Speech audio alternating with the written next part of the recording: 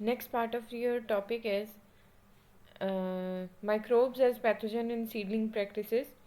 तो जिसमें वो उन मैथोजन के उन माइक्रोब्स के बारे में हम स्टडी करेंगे जो कि प्लांट्स के लिए हार्मफुल रहते हैं.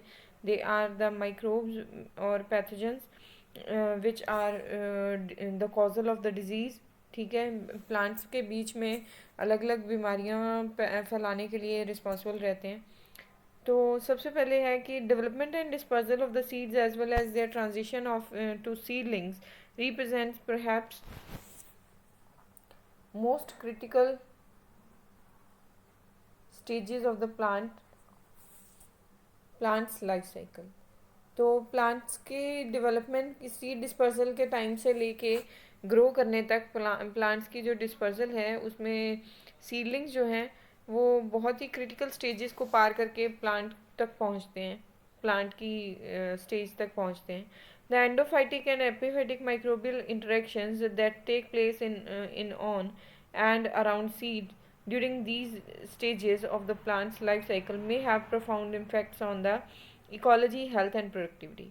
तो इस टाइम पीरियड में जब प्लांट्स जो ग्रो करते हैं मिट्टी के बीच में और सॉइल के बीच में, जब सीडलिंग्स जो हैं वो डेवलप होते हैं, तो प्लांट सीड्स जो हैं वो बहुत सारे माइक्रो ऑर्गेनिजम्स के कांटेक्ट में आते हैं. उनके साथ endophytic and epiphytic microbial interactions जो होती हैं. एंडोफाइटिक होने का मतलब है प्लांट के अंदर की तरफ जो इंटरेक्शंस हो रही हैं. एपीफाइटिक यानी प्लांट्स की बाहर की तरफ माइक्रोबियल इंटरेक्शंस जो हैं, माइक्रोब्स के साथ जो उनकी इंटरेक्शंस हैं, they are taking place.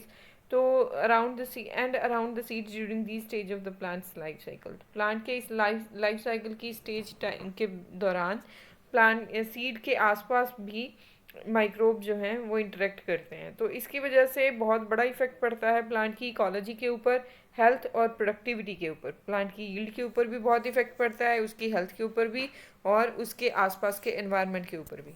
While our understanding of the seed microbiota has lagged far behind that of the rhizosphere and phyllosphere.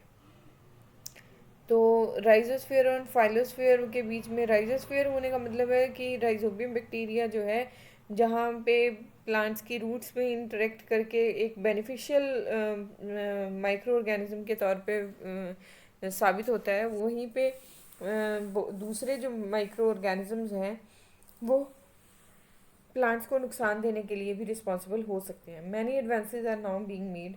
तो बहुत सारे एडवांसेस जो हैं, बहुत एडवांसमेंट्स जो हैं आज के टाइम पे हो रही हैं. स्कोप क्या है? ये स्कोप जो है वो इस स्टडी के बारे में दिया गया है. हम यहाँ पे देखेंगे कि how the plants are interacting with the seeds and how the seeds are interacting with the microbes. सबसे पहले है mature seed in the fruit और इनफ्लोरेसेंस. जो प्लांट के ऊपर फ्रूट या इनफ्लोरेसेंस जब फ्लावर लगा हुआ है वहाँ पे जो सीड हैं वो प्रेजेंट हैं. सीड डिस्पर्स होते हैं, सॉइल में पहुँचते हैं, सॉइल के कांटेक्ट में आते हैं, जर्मिनेशन होती है, सीडलिंग डेवलपमेंट होती है और रिप्रोडक्टिव प्लांट साइकिल होता है, प्लांट डेवलपमेंट होती है और developing seed in the flower और इनफ्लोरेसेंस. तो इस टाइम पीरियड में जो सीड है वो प्लांट के साथ प्लांट की फॉर्म में ग्रो करना शुरू हो जाता है.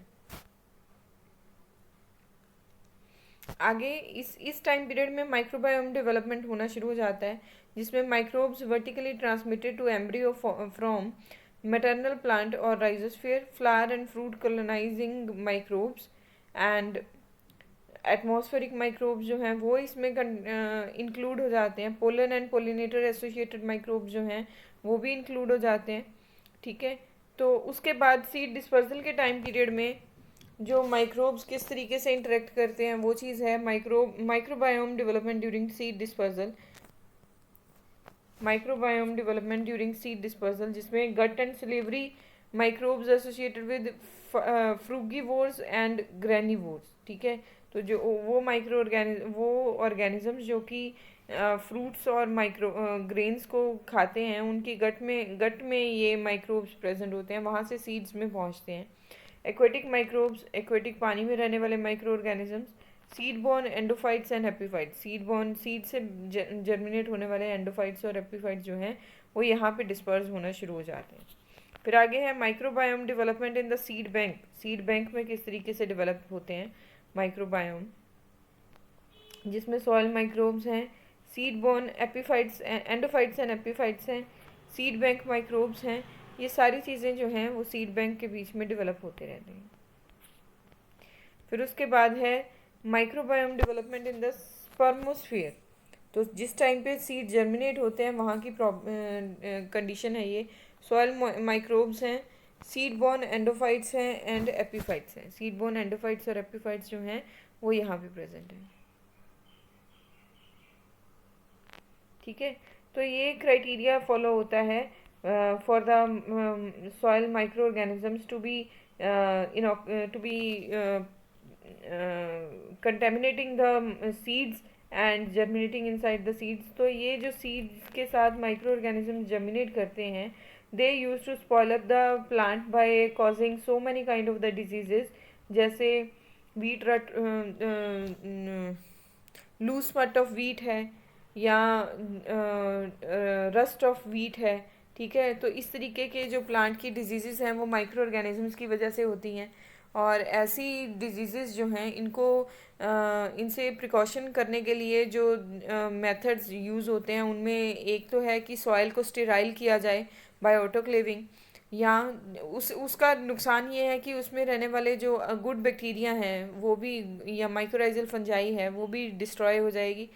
और दूसरा मेथड ये है कि सॉइल को पाश्चराइज करवाया जाए। पाश्चराइज करवाने से गुड बैक्टीरिया जो है वो किल नहीं होंगे। और उसके अलावा जो सॉइल के बीच में जो बेनिफिशियल बैक्टीरिया है उनकी क्वांटिटी को बढ़ा दिया जाए, उससे जो हार्मफुल बैक्टीरिया हैं दे विल बी उनका जो इफ़ेक्ट है वो कम पड़ेगा।